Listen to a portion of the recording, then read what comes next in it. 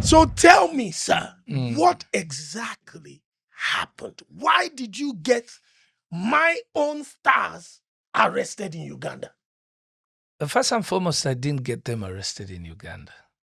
It's very difficult when the internet picks on a story. You ask me where I get all my energy from the stage to the studio and to my desk. I am the energy god, and you can be one too. You're listening to Adeshokwe Live, the Afrobeats podcast. Welcome, ladies and gentlemen, boys and girls, to a brand new edition of Adeshokwe Live, the official Afrobeats podcast at the Afro Media Studios in the United Kingdom in 2025. Ladies and gentlemen, welcome to 2025. As always, we appreciate the subscriptions, likes, comments. Let's keep those numbers going up. If you haven't subscribed yet, click the subscribe button now. Share it with a friend and family and tell them to subscribe too. The higher our numbers go, the bigger the platform, the better we're in position to promote our own people and our own culture without waiting for others to promote us. As always, this is brought to you by the Energy God Energy Drink. Drink and stay energized. This is for us, by us. This is our own brand. So visit energygod.com to place your orders. Let's support. Let's get those numbers going up as well. Shout out to Iconic Distribution. Shout out to Afro Media, LM Studios, and the whole nine. Now, joining me in the studio for the first time in 2025 is an African icon, a legend from the eastern part of the continent, representing the pearl of Africa in Uganda. Ladies and gentlemen, it is the legend, Bebe. My brother. Listen, man. Yeah. Thank you very much for joining me. This conversation has been long overdue. Yeah. First of all, how are you feeling being in the UK? I know it's extremely cold at the moment, but Yeah, I feel, I kind of tried to get ready, Yeah. but, it has still caught me off guard. Yeah. It's really cold. listen, Yeah, but I'm good. it's been very cold. It's it's been a very chilly start to the year, but Yeah. we're grateful we're here. We're excited we're here. Biggest question Yeah. to start off would be, Yes. why has it taken this long for people like myself to be sat face to face with Baby Cole? Well, it's a very good question and Shey- straight question. Mm. I think I must give that fault to the likes of Bebe Cool. Mm. Uh, because artists like Bebe Cool should have seen this earlier. I mean, the doors were open. The likes of you who created this route, this platform, the opening for all the big stars from Africa right now, from Nigeria, you guys did, but you never closed on anyone. The Mm. only problem is we were timid a bit, I think, when when there was an opportunity. Mm. We were timid a bit. We thought too much of country. Mm. Rather than the Uganda continent. rather than continent. So it didn't give us an opportunity to think out of the box.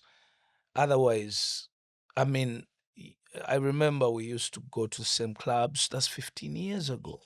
Okay. 15, 20 years ago. Yeah. I came to London. I've been coming to London for the last 25 years. I've been meeting only Ugandans. Mm. That was so wrong. I've been in London. Every time I come, I leave in a few days. You come in today, you have a gig tomorrow, then you leave the next day.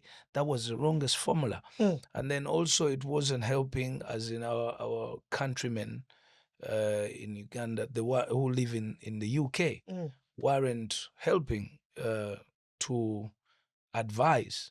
I think some did. Some did. Some did, Shout out but to my brother Shady, yes, DJ Shady. I think some did. We've had very, very strong conversations where, my brother Moses Bags as well, DJ Moses Bags, they've had very strong conversations with artists in the past, especially with that formula you talked about. Yes. Come in today, do a gig tomorrow, get the hell out of the UK the day after. That was the biggest mistake we did for the last 20 years. And I remember we used to, I mean, the owner of the biggest clubs from Africa, one of them was Ugandan, Charlie. We used to go to, it used to be called Trust me. Kabira. It was Kabira. No, there was what's that place in South London? There's Yes. this place in South Pier 1. There's Pier Pier 1. 1. Pier 1 Yes. in East London. Yes. There's another one in South London. We Nigeria we had a nickname for it. Exactly. Yeah, all So Uganda. you guys used to be there. All Uganda. Even And- 4040, even LA Lounge. Exactly. But then ask the artists from Uganda who could afford to, come here all the time. We never took advantage of making friends with you, taking charge of that social capital and seeing our way big. I think we were so comfortable with just being big at You home. guys are making so much money at home. Is that why? Uh, That's what we hear. It's like the Ugandan artists. There was, but it wasn't. It was enough. It was big money for then. But then we did not know. We did not have an idea that we would need to that things would become heavy at a later stage. That we didn't know that there would be the likes of Banner coming up, Wizkid, because all those angles opened up a bit of eyes opening, but still we stayed lazy, So truly that blame is on the likes of me. Now, you mentioned having been traveling into the UK for over 20 years. I'm looking at your catalog alone. I think we're around 10 albums deep. Yeah, That's- so much. That's a lot of music.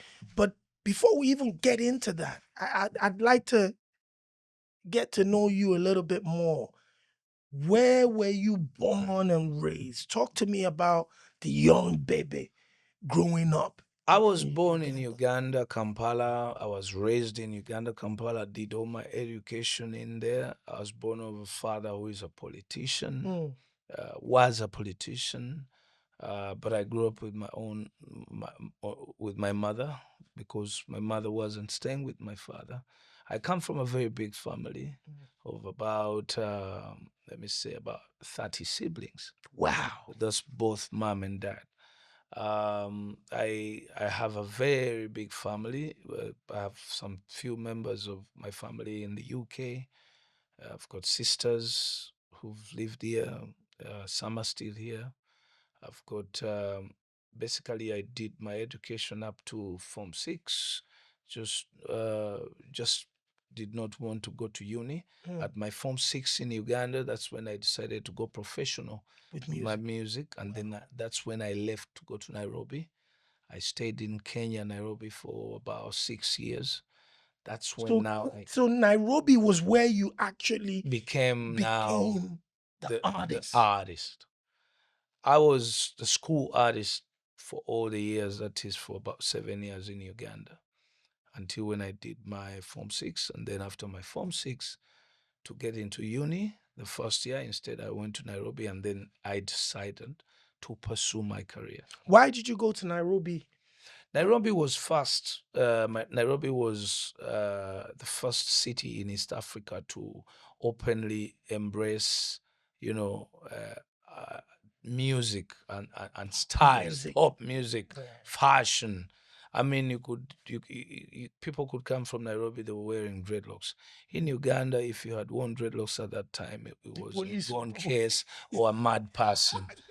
You get it? Straight But Nairobi, we had young girls, we had young boys in offices with dreadlocks. So, and then at that time, Jamaican music was all over Uganda, dancehall music. So Still is. I know. It was all over East Africa. Yes. But mainly it was too much in Uganda. And then because so many Jamaican artists were flowing into Uganda every single day, the likes of, I remember my last concert before I went to Nairobi was Red Rat and Goofy. And I was on the same stage. I performed on the same stage with Buju. Wow. In Uganda. That is over 25 years. It's crazy. So the influence from the Jamaicans was like everyone who flew in who had dreadlocks and it was okay. But then our culture, our people in Uganda not accept did it. not accept it. And But I they- come from a very hardcore family because my father was a minister at the time. Mm. And you know, you don't wake up and you see a minister's son putting on Being a dreadlocks, bad boy. being a bad boy. So I had to go to Nairobi and start everything there. But in my Form 6, in the last year of my education in Uganda, I grew my hair, getting ready for Nairobi so that I don't get there when I have. A boss like me. You wanted to go to the market ready to take over. I was even dismissed from the best school because I was asked to cut the hair off in my second term of that final year. Wow. But I asked the headmaster, and he said, "No, you I was a prefect, so you're a prefect. You can't show a bad example unless if you leave the school." So I went back and spoke to my mom about it, and my mom said, "Unless if you get yourself a school." So I changed to any simple school, as long as I could keep my hair, because I knew the plan was to go to Nairobi, and then artists in Nairobi are putting on dreadlocks and fashion and everything and cornrows at the time. I wasn't just going to be plain, and it wasn't going to work out. So I changed school. I kept my hair. As soon as I finished my exams, I took my pen and paper, my bag and books to my mother. I'm like, let's wait for the results. But in the meantime, I'm off to Nairobi. And what was that like for a young teenager It who had was- dreams of being a superstar? You couldn't stop me. You couldn't stop me because I was hungry for success. I was so hungry. The music industry in Uganda, the people who were there at that time could not give anyone a chance. So I wasn't that a very good vocal artist, but I loved it. It was in with The it. soul. The soul was telling me the only thing I could do was music. So, but there was a very rough situation in Nairobi because Ugandans used to be killed in Nairobi. Wow. Yeah, Xenophobia. yeah. So it was bad. But I took the bus and I went to Nairobi. I stayed on the streets for about 2 weeks because I had little money and it got finished. I was thrown out of the hotel. But by the time I was thrown out of the hotel, I had found a studio. And this guy was called Mohammed. Mohammed was a very rich guy and he had a very nice high-end studio equipment in his personal apartment. Wow. So he had this apartment in a very nice high-end, estate. But he was working on the music as a hobby, not as a profession. Not a profession. So someone clicked me and said, I know someone, you go in there and knock and talk to the gentleman who's in that house. I hear sound in that house. Wow. So I went in there and knocked, and then the guy said, oh, so you do music? Come in. Can you sing for me? I said, yeah, I can sing for you. So I had a CD with 11 instrumentals that were given to me by Red Rat before he left at the concert. Wow. So I had all these 11 songs in my head. The You lyrics. had created it in your mind. No, I had listened to the albums, so I knew all the songs. So I just gave the guy the instrumentals and went in the booth. And I said, do or die. I went non-stop 11 tracks, and this guy just told me, you can't leave this place. We need to do some stuff. So we started working, but then I could walk and then walk back about 10 miles to the city center. And then I didn't care whether I didn't have food or slept on the street. I was so happy that I had found a studio, a professional studio, because it wasn't there in Uganda. There was no studio. The guys had small things and then you couldn't access them. So we started working. We worked for about a month. We worked for about 3 weeks until one of those times he's so happy, but he was a bit old. Yeah. He told me, when you get a producer, you can bring him in so that you guys can work together, because I don't think I'll be able to continue like this. I have business here. His family was in Mombasa. So he allowed me to stay in the studio. Before staying in the studio, he dropped me back one time to town. Told me, Bebe, so you're going back to town? I say, yeah. So he drops me back in town. As I directed him to the place, and then he's like, okay, we're here, yes. So I jumped out of his car and ran upstairs in the hotel. But the askari came chasing me. Bebe, you Ugandan. come, come. So he was speaking in Swahili, the askari, saying, you owe me money. Because the askari used to keep my bag on the street. Wow. When I go to the studio. So this guy thought, I pretended like as if I was coming Into your from the hotel. I'm staying inside. Yeah. But the truth is I was staying with the askari on the street. So when he came shouting, the boss heard before he could take off. So he stopped the car and came, followed me up at the reception. And he asked me, I heard this guy saying you owe him money. What's going on? I told him, the truth is this, I owe him money because he keeps my bag. So the guy asked, why does he keep your bag? I'm like, yeah, I stay with him on the street at night. The guy had tears in his eyes. I think I owed that guy about 200 Kenya shillings at that time. And then he was given about 4,000 Kenya shillings Wow. that same night. And then he asked me to get my bag and put me in the car, took me back to the studio because it was an apartment. And he went and did some shopping for the kitchen. He got me beddings from the supermarket. It was night, but it was open. He got me stuff and gave me the keys to a whole apartment. Wow. Now that was the beginning of this Bebe Cool, because I then went from 0 to 50. Accommodation for free, food for free, a studio. God damn. And then I'm given an opportunity to find somebody to come and work with me as a producer. And that is the biggest production group that has ever been in Kenya. It's called Ogopa DJs. Yeah, Ogopa DJs. That's now how I found him. And we now started to stay in that studio together with Ogopa. And we started, I got one of the friends of mine called Red Sun. He joined me, and then later Chameleon joined. And then we started going around Kenya on Miss Kenya concerts. And when we were doing Miss Kenya, that's when also Ugandans are hearing, there's these Ugandan guys who are taking over Kenya, so it was quite a journey with challenges, but interesting because you only could, I could only see one thing, myself successful. Nobody could stop me. You can tell up to now. Yeah, the drive is crazy. But one of the things that's very interesting, you and I have spoken about this briefly, is the Jamaican influence. Yes. In East Africa. It is too much. How? How did that start? Do we know how? Because like the dancehall that I was listening to in Kenya, I swear to you, this my nephew is half Jamaican, half Nigerian. He's a Rasta man himself. You can see in his hair. Like, I don't think he listens to as much Jamaican music as I heard in Kenya whilst I was out there, bro.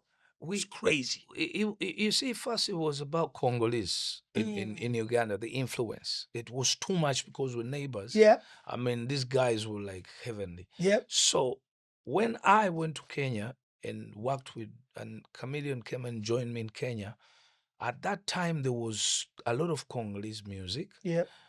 But they had started to promoters had started to bring in a few Jamaican artists. And this Jamaican accent, because Uganda is a very good English-speaking country, Yeah. but then it got so much interest in the patois. So if you could come out and speak, yo, go on, me there, what's coming, yeah, that kind of thing. Yeah, So gives you a coolness. Gives you a coolness. So our industry was there, but it was so mellow. It was for old guys. High life music, exactly. local There was no showbiz. There was no sense of fashion. No star So power when type. I went to Nairobi, I opened up a key to those most important things. One, confidence that it's okay to speak patois. The young generation. Young generation confidently competing at the highest level of competition. I mean, this one was, you buy a car, I buy a car. You buy a house, I buy a house. Put on a private number plate, I put on one. Until when we even go to levels of gunshots. Wow. Where it was war. So it was, and we used to read much about, the industry from Jamaica really, it was like it was just romanticized. put into the heads of the Ugandan industry. So the only thing, like my idol was Buju Banton. Straight. My I mean, I had the roughest voice you could ever hear. I mean, this guy every night and day, I used to sleep and I'm like, yes, I have to be as rough as him. rough as Buju. And surprisingly, reggae music has a thing in it, message. Yes. So because of the background of the country, messages were the flowing. struggles. Yeah, and Uganda, coming from civil wars and stuff like that, there are people who are so critical when it comes to message at the time. Different from today, of course, where the Gen Zs don't have any reason for message.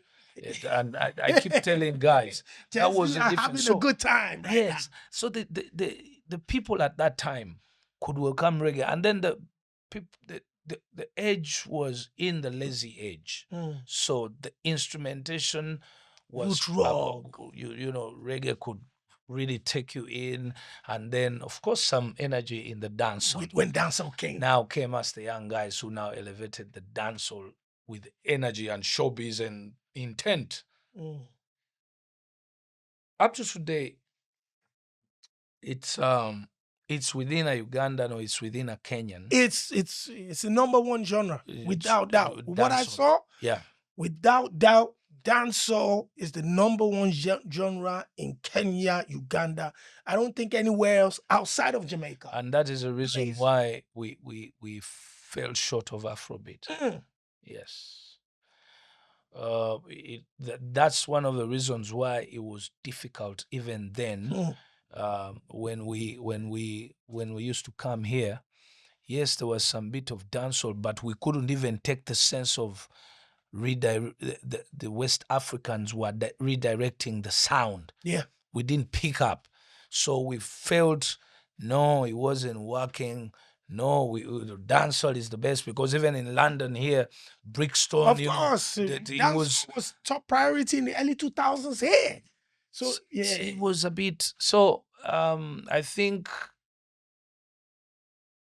it's been a very tough journey to think any other music for East Africa, and you can see that right now I'm trying to do something totally different. I am trying to brainwash the whole East Africa into business now. Into a new sound. Yeah, new sound, new business. Because I mean, we're falling short of numbers just because of yes, with the streaming numbers for East African artists are so low, very low. And then surprisingly, that is for the streaming for the East African artists. Yes, but then when you look at the Nigerian artists or West African artists who are being streamed by East Africans, they're in millions. Yeah. So your audiences are not streaming your songs as much as they're streaming the songs that are coming from. Exactly. Which means they're ready for change. They're ready for fresh sounds. Yes, they're ready for fresh sounds. So that's why now it is important for the likes of the people like me, the artists like me, the legends, to embrace the sounds, to give way for the confidence into the young ones to go bold. Facts. And do the Afrobeat. Facts. Because I mean, the rest of the world is consuming Afrobeat. Why would you do anything else? Especially if you're African. It's African pop the best music. You can do is come in, bring in, mix in your sound, your own sound, create facts, but go with what is going, and you can fuse in your own. Absolutely. But you can't. I think it also took me a very long time. It also comes with pride, false confidence. I'm okay. And then you've been successful for so long. So why would you, if you're successful for so long doing something as an African man, usually the last thing you sit back. You said something that's very interesting. We see in the new generation the sense of competition. If we look at the top 3 male Afrobeats artists popping out of Nigeria, Wes, David, Bernard, we see a sense of strong competition there. Yes. We've seen the likes of Stonebwoy, Shatta Wale, Sarkodie in Ghana.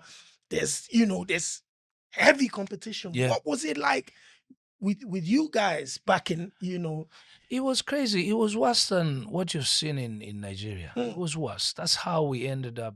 I mean, I was shot with an AK-47 close range 7 times. My bodyguard shot with an AK-47 5 times. Stomach, arms, everything. 6 people. That music war. music? We war. just met in a bar and with the radio and whistle, and a fight began. And then all of a sudden we came out, and then it ended in bullets.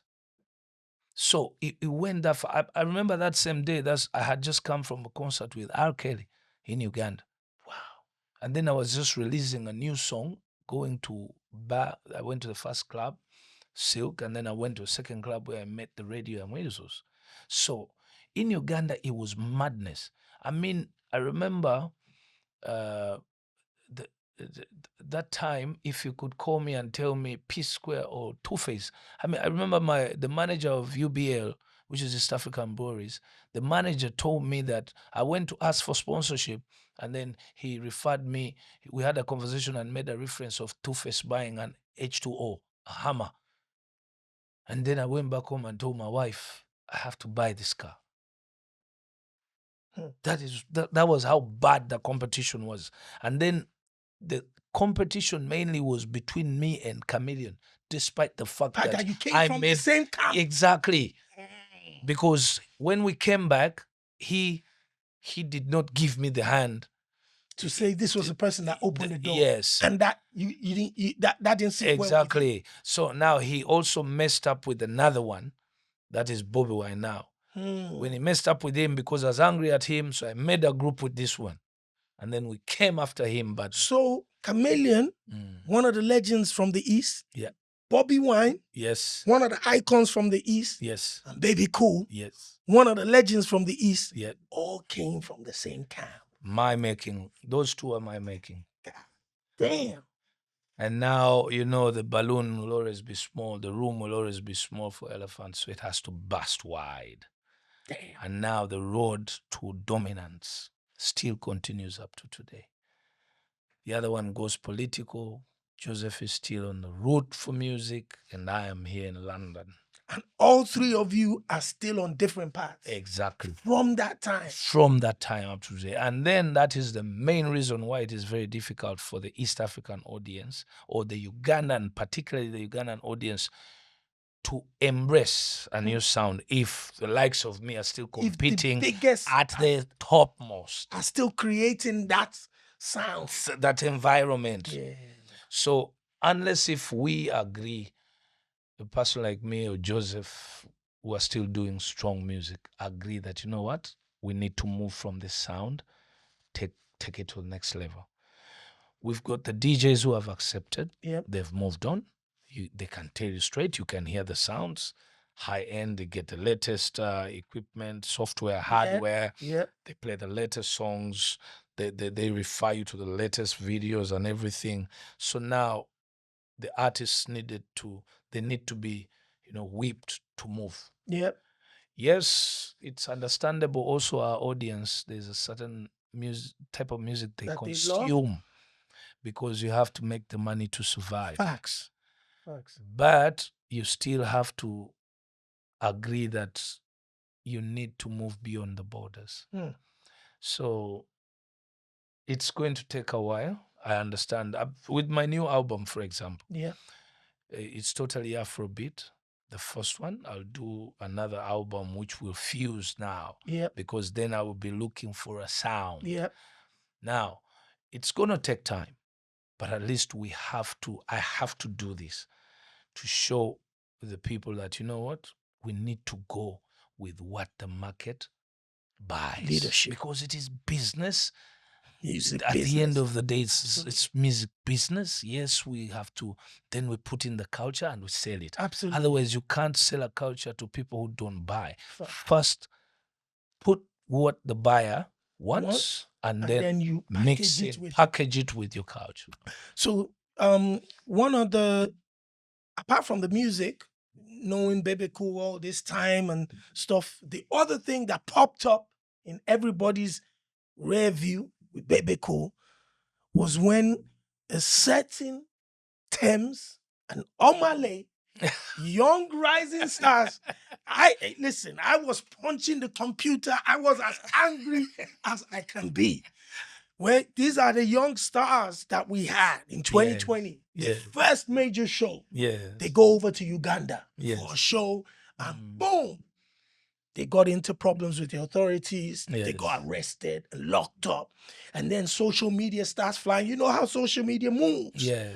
The perception was that Bebe Cool was the reason why they locked up my own star. I remember I called DJ Tunes, DJ Neptune. I was calling everybody. I was calling Eddie Kenzo. And then Neptune now called me and told me that he had gotten on the phone with you and that we should all calm down because we were on our way to Uganda to go and grab Bebe Cool. So tell me, sir, what exactly happened? Why did you get my own stars arrested in Uganda? First and foremost, I didn't get them arrested in Uganda. It was, it's very difficult when the internet picks on a story in a direction. It's very next to impossible to turn it around. It all began by a friend of mine calling me. It was about 3 o'clock in the night. I was sleeping. It was COVID time. For us as Ugandan artists, we weren't supposed to be Allowed to perform. anywhere. So I was sleeping, and then Bushington calls me, and then Bushington is like, "Bebe, I need you to help me with something." I'm like, "What? It's 3 o'clock in the night." Yeah, the Nigerian artists have been arrested by the police. I'm like, "What? They've been arrested? Who arrested them?" I'm like, it gives me the details. So I tell him, okay, I get up, I start making my calls. That is 3 o'clock.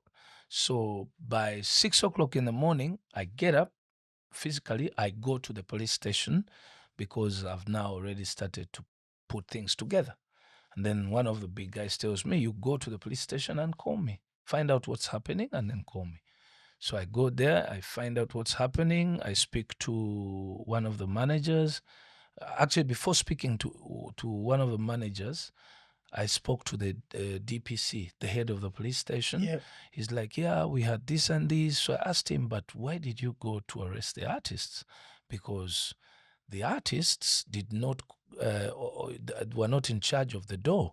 I mean, the president has given an allowance of 200 people on an event. Yeah. But the artists don't sit They at don't the control door. that. They don't control They came that. to perform. So I didn't get into that deep conversation. The DPC told me, you know what, baby, what you're going to do is you need to go and speak to my boss.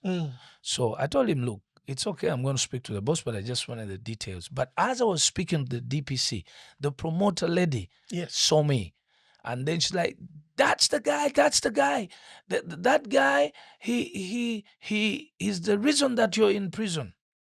The lady that promoted the event. Why was she pointing to you saying that? She was saying that because I had, 2 weeks before that event, once that event started to be advertised as a branch, the artists in Uganda, we were totally mad at the government. I remember. Because we had been shut down from performing for over a year. A year and a half. Okay? Yeah. So not even I, who was pro-government, who's pro-government, who could even perform for even 100 people. Wow. I couldn't.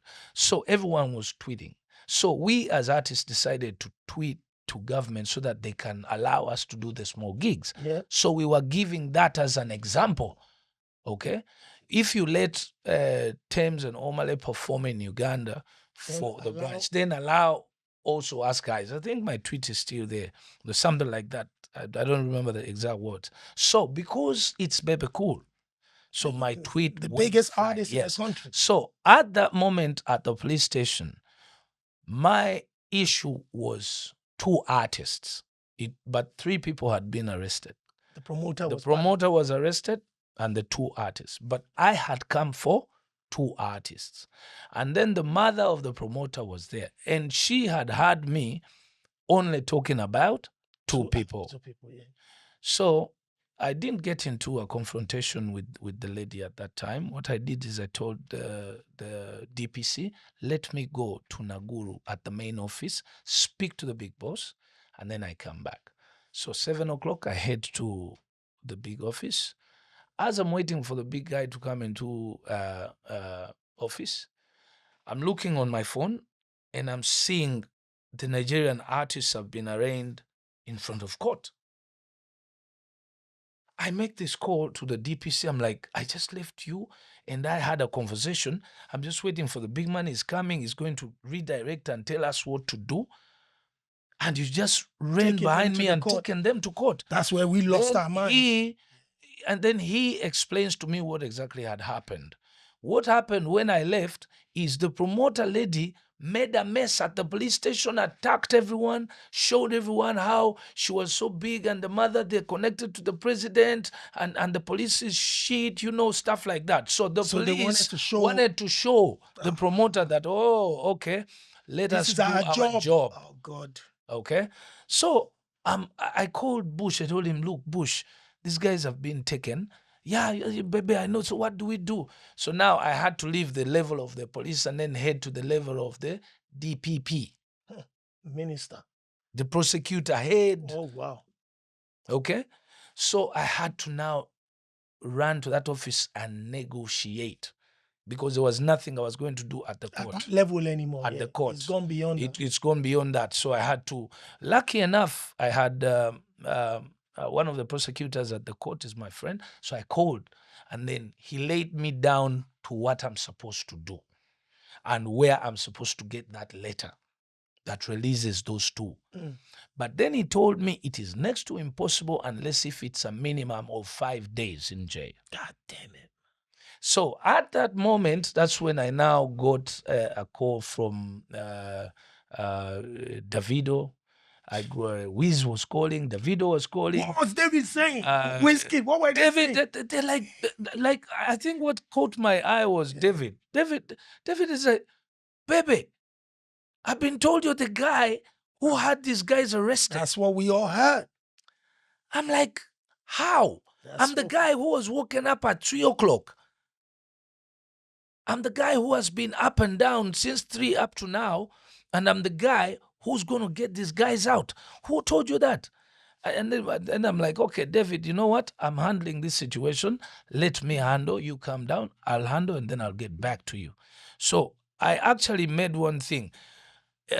So many different, social capitals of mine were calling from Nigeria because they got that news that it was Bebe. Yep. And then I was telling them, guys, I'm handling to bring these artists out, okay?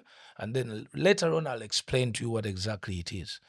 So that's how that day went. And then I moved around, got the letters, took them to court. And then, of course, that was evening. It was kind of getting late. So they spent one night. So the next morning, I managed to break through and, got all the papers that I needed to. We thought it was our own ambassador that got them released. That's what we thought. No. It wasn't the ambassador. He didn't even step anywhere. It was single-handedly Bebe. I remember I had an issue because I had to, both of them were taken to different prisons. They were not in the same. Because There's male a and female. Yes. Yeah. So I had to arrange 2 different cars, 2 different crews, and I was doing it undercover. I wasn't in the public doing moves like that. Yeah. But I was feeding Bushington, and then Bushington was feeding the big team at MTV because the bosses at MTV We're ringing as well. ringing as well.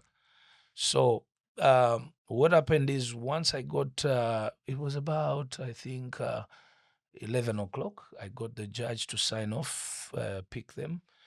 Then I took the document. I went with my own personal car and security, and then I divided my security into the second car to go pick up Tems with another manager of mine, female. So I went to pick up Omale. So I got to the prison.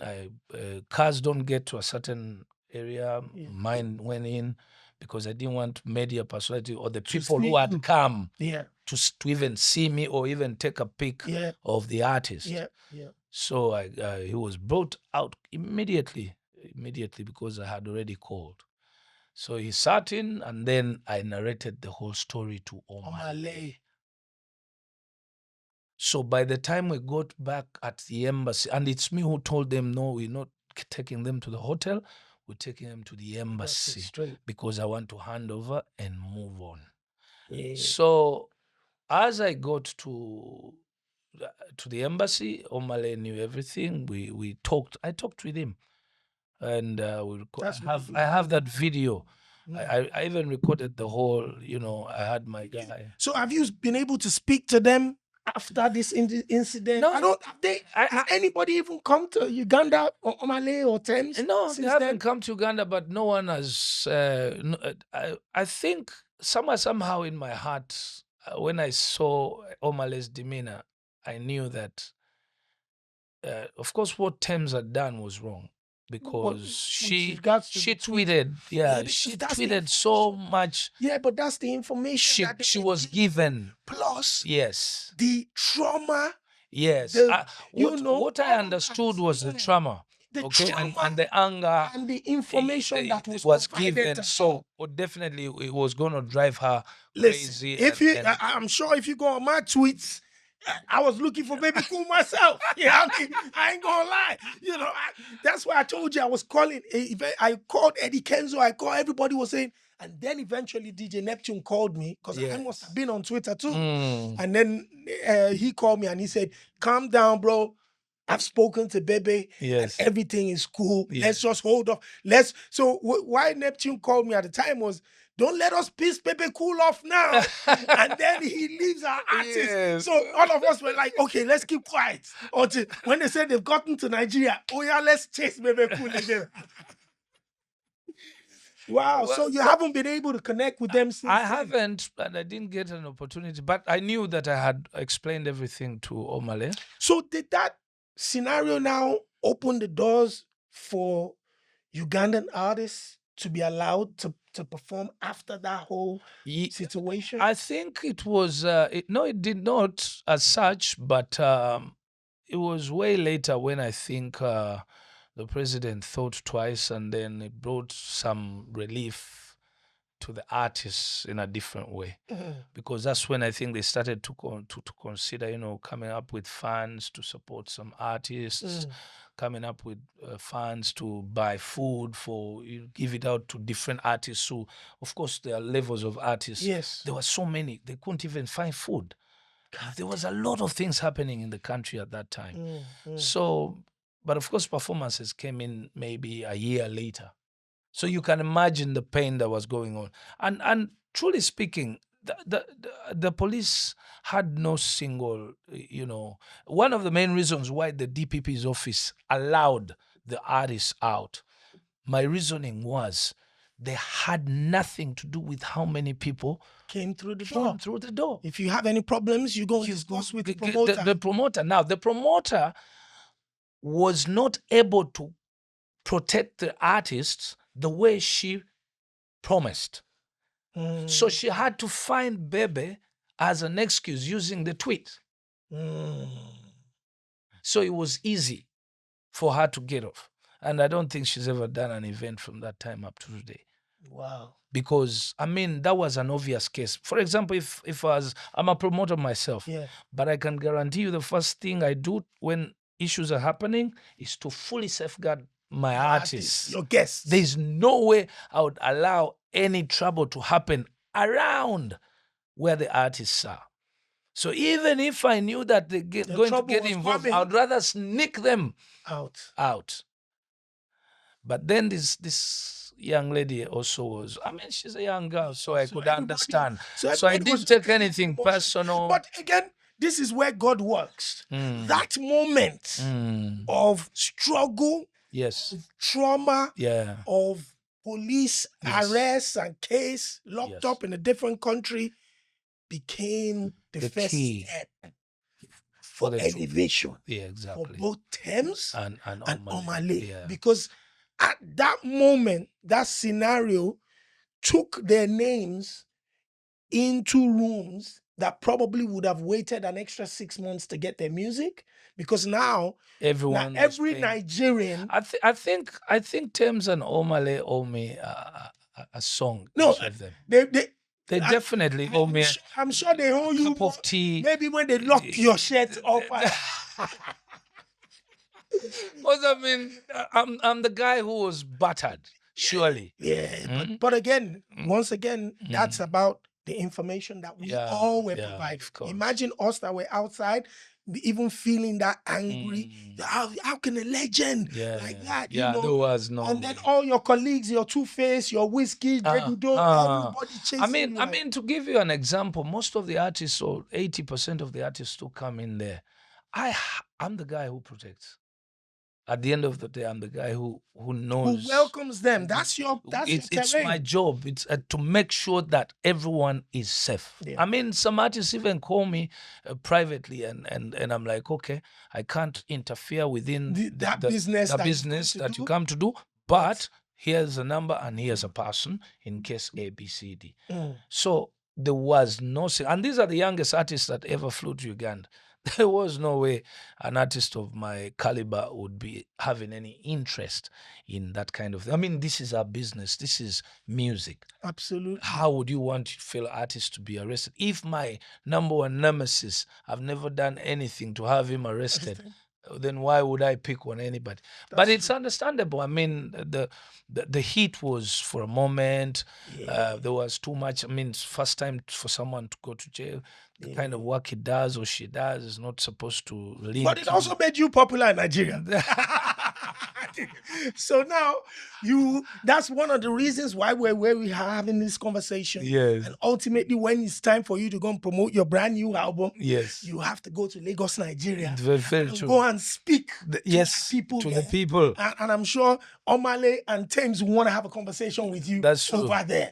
Now, there's something you mentioned that we've always mentioned, which is that any rising star from Nigeria that has a little bit of a spark, the first location that signals the arrival of a new young star about to take off in Nigeria is always Uganda. Always Uganda. Why? What is it about the Ugandan fans that make them see, especially alternative musicians, when they're coming from Nigeria, whether it's Omah, whether it's Tems, whether it's King Madi, whether it's Joe Boy, whether it's Rema, there's something about the Ugandan ears that is twisted to that alternative sound coming from Nigeria. It's a very difficult audience. Ugandans look at so many things when they choose an artist or when they choose a sound.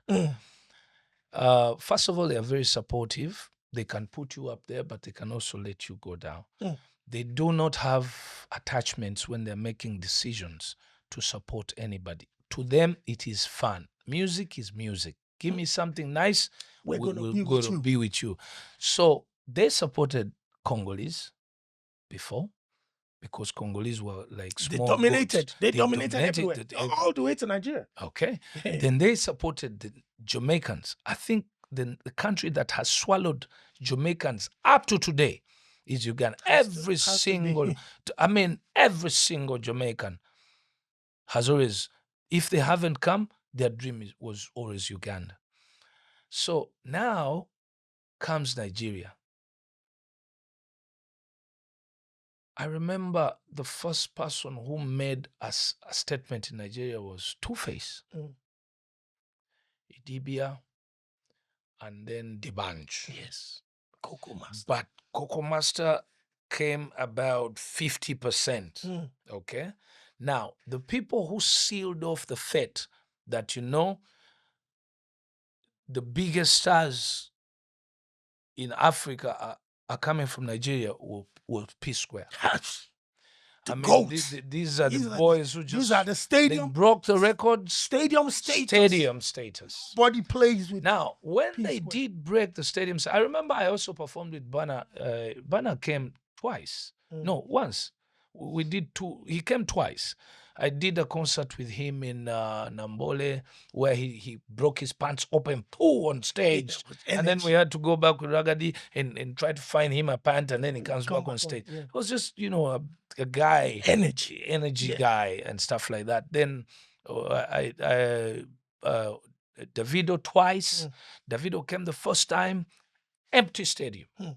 Remember, Building P as a Square had new already artist. been there. Oh, of course. And then why I like Davido is this guy can persist. This guy has something I just love. He don't fail. He said, I'm not going to fail. So he came back, stayed longer, promoted organized his own show, promoted it, and then it worked. Boom.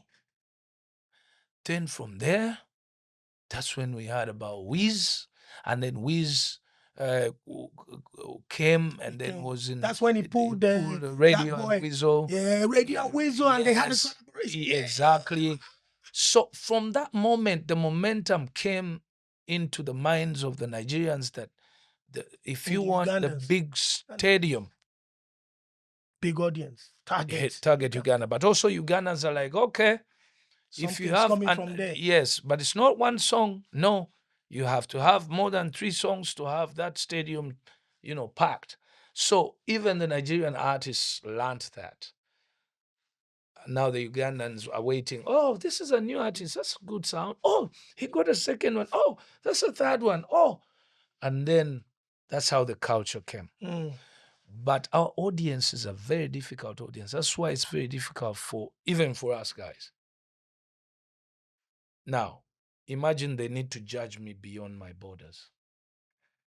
But now they're saying, are you like as good as Davido? Are you as good as Bana, Wiz, Stoneboy, Shatta Wale?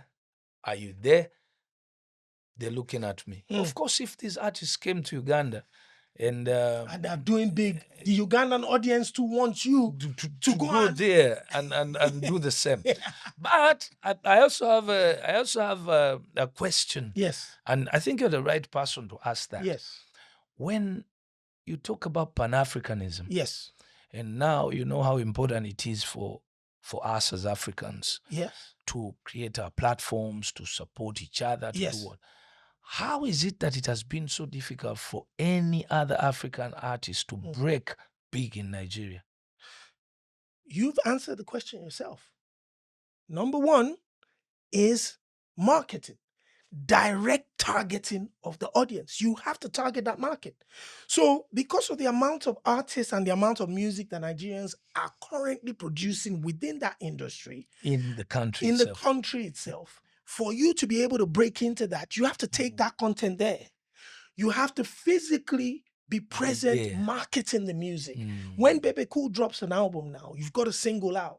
You've got to go out there, ensure that you're doing the radio distribution. You've got a radio plugger. You've got a media relations person that's going to get you on all the biggest media platforms, doing these interviews, speaking about your history in the game, the new music that's coming out, coming back to start very small. Showcases. Yes, Bebe Cool has to have a little intimate showcase in Lagos, Nigeria.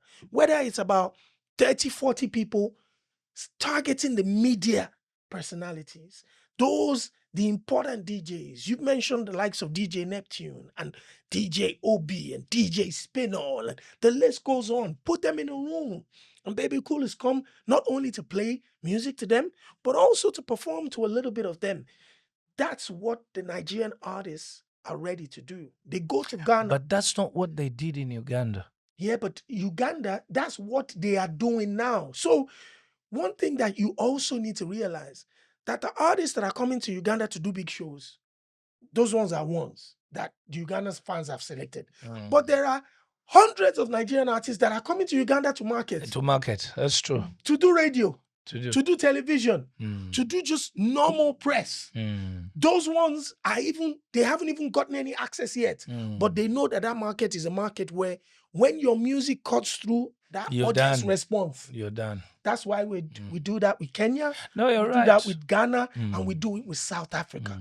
So what we need other African artists, remember, till today, not until maybe this last couple of years when we've got the likes of Rema and Davido and all these guys doing this big, Whiskey, doing these big concerts, arenas. Awilo Longomba was the one that did the stadium in Lagos last.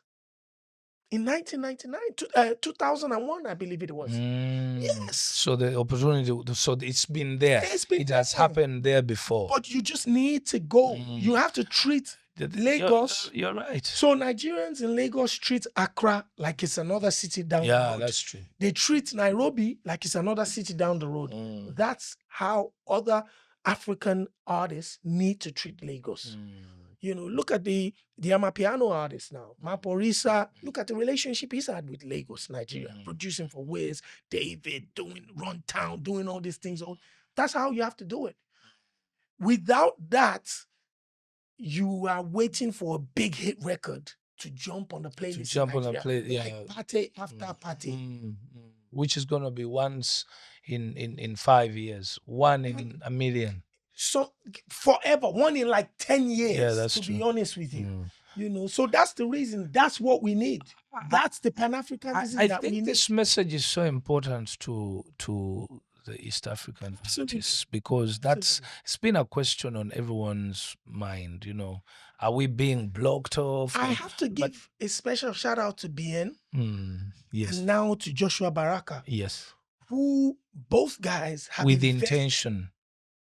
Their relationships are not only strong in Lagos, yes, it's strong in Accra, and it's very strong in London. These are two artists that when they touch down today, whoever in the Afrobeats, Afropop culture, they can reach them in one phone call. Yes. And it takes time to build. That's true. And it takes investment as well. Intention. So that's what I want from a lot more of the younger East African artists. And it's good that you asked that question. It's good that what you're doing now, going around, promoting yourself, putting yourself out, acting like you're an upcoming artist. Yeah. That's what, Rude Boy Paul always says to me. That's what Two-Face DP has said. Like, if you're active at this time, you have to do what you got to do. Yeah, to let what the is people being hear. done. Yeah, that's true. That's absolutely. And finally, the third thing, you mentioned it briefly, that you in the past had been pro-government. We've seen Uganda is another major country, like every other country in Africa, where politics is a very passionate conversation for us, where some of the younger generation believe that, we need young, fresh, new leaders. But again, dialogue. Democracy is part of dialogue, and the right to choose is part of democracy. Yes. What are your thoughts, particularly in Uganda? You mentioned one of your guys, Bobby Wine, who's always, when it's election time, it looks like it's music promotion time for Bobby Wine, because that's really when he gets to stop. Yeah. So talk to me about that. It's now I can confidently say that life is a journey. And these are the things that we're supposed to go through with time. We need to understand our social, economic, and political environments, and I've understood it very well. So for Uganda's case right now, of course, we've had our president for over 40 and above, more than 40 years, and he's still standing, he's still running. And of course, in a democracy, where there's a right, people have to practice their right of choices. Yeah. This was a choice of Ugandans to choose multi-party systems. Yeah. And when you choose multi-party systems, it's like you're allowing people to choose for themselves where to go. Yeah. And that's what exactly democracy is. So in Uganda, it's been more practical than, I don't know, I won't say than any other country in Africa, but it's been, now, Uganda is a very beautiful country. The weather, the peace. I hear it all the time. It's beyond. But sadly, the negativity is what comes into the international community. Exactly. So they don't enjoy the type of tourism that some of the other parts of Africa enjoy. All that is set up, of course, by the guys who are trying to change the game or change government to their own interests and stuff. But you see, Uganda is a third world country that really, really, really comes from so far. When people are talking about Uganda, most African countries or most Gen Zs don't even know that Uganda came from civil wars. They don't even know that the last civil war within the country is just a few years ago. Because when there's no fighting in Kampala, it doesn't mean there's no fighting Fighting in the Gulu, villages. in the villages. But the last fighting is less than about 10 to less than 13 years ago. Wow. Okay. So the dynamics of how the politics will work is kind of different. It's not going to be like in countries where people have never had, even if they're not a first world country in Africa, but they've never had a civil war. where destruction has been the order of the day, where Loss people of have lives. lost lives and stuff like that. So we are so gullible, we are so delicate when it comes to making that final decision, because it has to lie on security as the most important thing. So for a sensible Ugandan, or for a Ugandan who's kind of who loves peace, even if they wanted the president to change, they would want to first find one person who is so good, who doesn't divide opinion, who is ready to maintain the peace. That is the most important thing. Why? Because first and foremost, I'll tell you, we are over 40 tribes. Now, you don't want to know the level of tribalism that was in a country. Our neighbor Rwanda, you saw what tribalism could do. In the 90s. 1 million people in less than a month. Yes. Dead. Okay?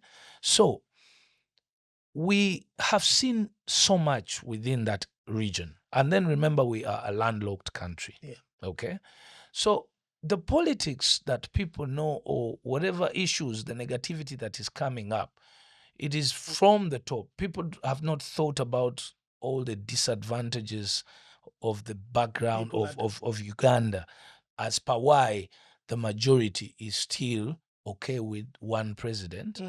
But then we also understand that the time will come when that president will have to leave. So it's been important for me as a top artist, or as a voice, to show the importance of patience to the young people, to also show the importance of being informed, to research, understand why things are happening.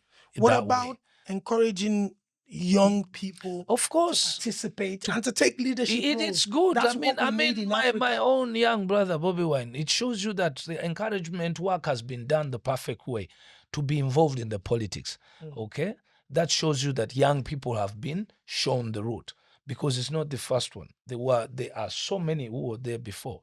Only that is the first one to have. Even before him, there were young ones who came onto the presidential ballot. But only they weren't that, but with the young people in Africa, I think it is important that we now focus on quality leadership, involving ourselves into the politics, and also choosing quality leadership. Because the biggest problem will be when these old fathers of ours hand the countries to us as African young people. Are we going to be prepared? Are we going to be able to do what we expected of to do, or we're just going to use age and give age as an excuse that, oh, sorry, we're not mature, we weren't ready. Mature. Because when you consider the young ones those days, I mean, someone can come up and say the presidents who have been on now for so many years came when they were young people. But those were those times. There was no internet. Those guns were not there. Those poisons were not there. There's so much that was not there. So that could happen at that time. In today's world, where someone can buy you a phone and then send a message, cause a war, and then they can use that to cause a war, it requires a more, educated, exposed, experienced. You need a lot of qualities to be able to run a country like Uganda with such a heavy load of new natural resources like oil and gold, which is the devil of the world's politics. So when we talk about not Uganda, only the local politics, there's international politics, interests. Because when you see a young guy say you want to be a president of Uganda, The president is not just a seat. The president is to be able to lead a country. First of all, safeguard the country, secure the country, lead them. Okay. Now, Create opportunities. the evil of politics is within natural resources. Absolutely. And you know very Everybody well. wants to get rich. You know, Nigeria, exactly. we've seen. And you know, we just Congo. got the oil, we just got the gold. Yeah. We see it in Congo. We see it in Exactly. So you need to be sure. Okay, you don't have to be 100% sure of who you want to give the vote. Yeah, but you need to be sure of certain qualities of that person or certain dockets of that person. Most especially we go that way. Internal and external politics, knowledge-wise. Okay? You need to. They need to know this is a country that was secured by an army. It still has generals. You don't even have it, and you can't just come in over there and 42 disrupt that. tribes. Yeah. Where some generals still feel they have to be paid, where some regions still feel they own certain, the government owes them some things. And if you come and disrupt things, you're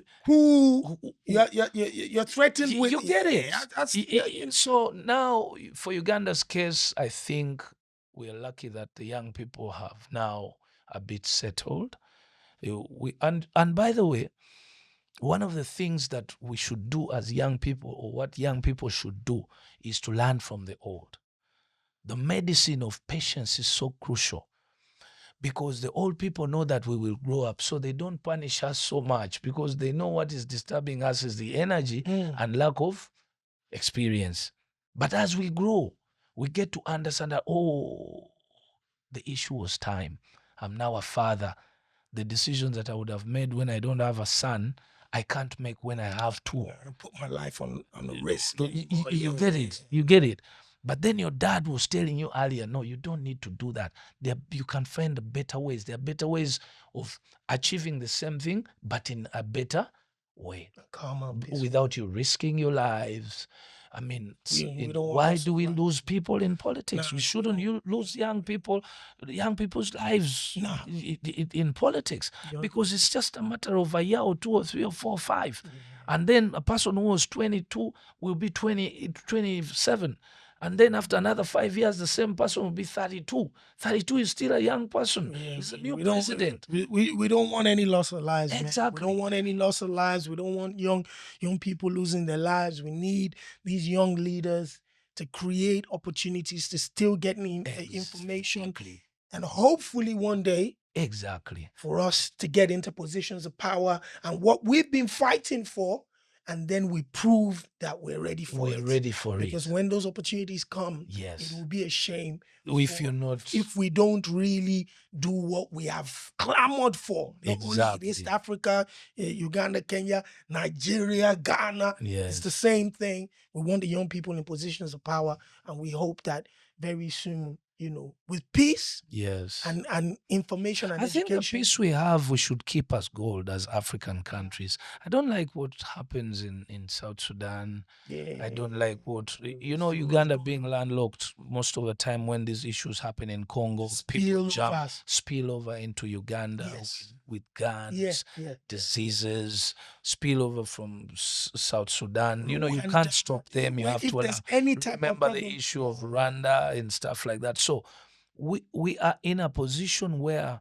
we as Uganda have to be very sure that the person who comes in understands all that politics around and just maintains one peace. Single mistake, the 40 tribes in Uganda can go off. And finally, just a final word, brand new album's coming. What would you like to tell the people about that album? I've listened to some of the music. I think it's incredible. I'm very happy that you're playing with a couple of sounds in there. I really like what I'm hearing. And I can't wait to hear the finished product. And what would you like to tell the people about that? Well, of course, it's a new journey. It's a new dawn for Bebe. Music till you die. There's an opportunity for me to redirect the music in Uganda, support the likes of Joshua, the direction.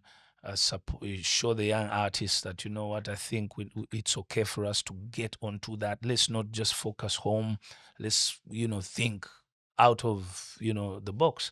So my new album coming up is called Break the Chains, and it speaks to the same conversation we've been talking here.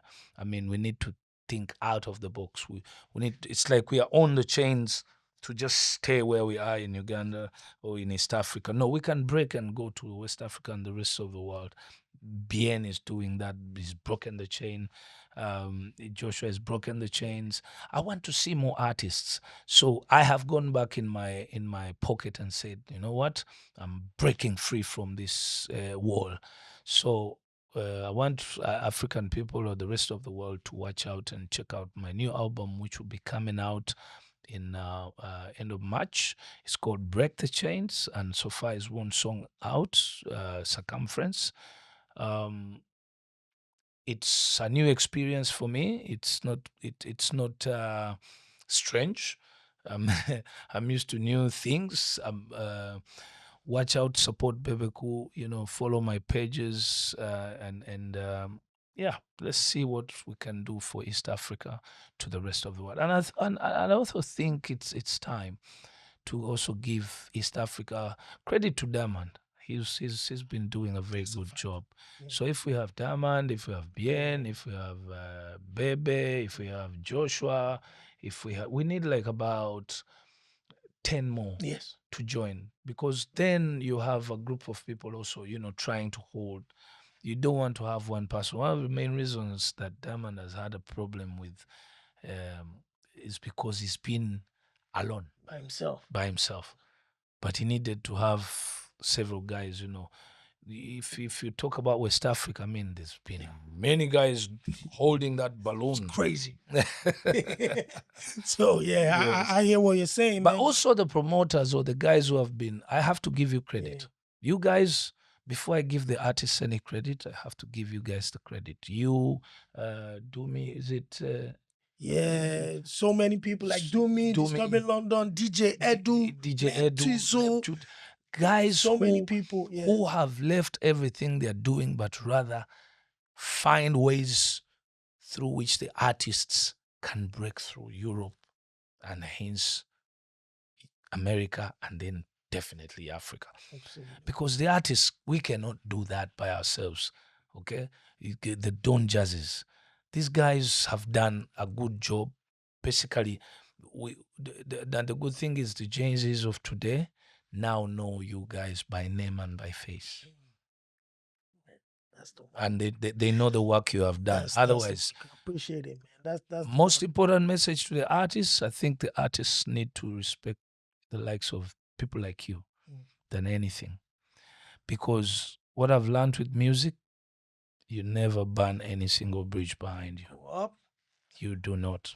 The second you do, you land dead.